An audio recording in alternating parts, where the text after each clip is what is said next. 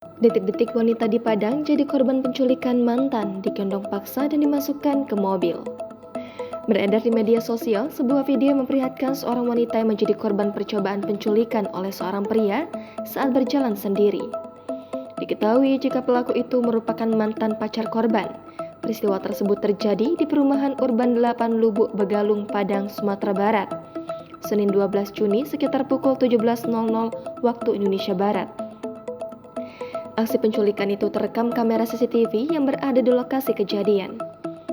Dalam video yang diunggah oleh pemilik akun Instagram @isrocuey, tampak seorang wanita yang mengenakan gamis dan hijab berwarna ungu berjalan sendirian di jalan tengah perkampungan. Tampak situasi jalan saat itu sedang sepi karena warga sekitar berada di dalam rumah. Sedangkan pelaku mengendarai mobil warna putih terlihat sudah berhenti di lokasi cukup lama.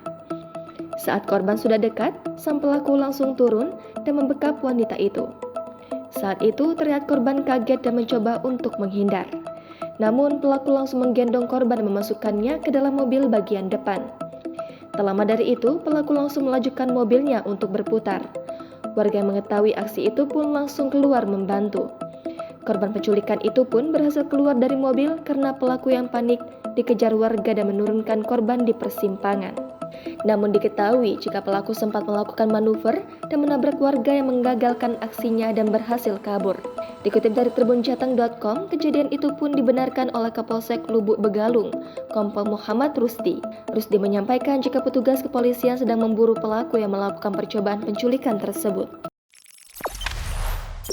Jangan lupa subscribe, share, komen, dan like ya!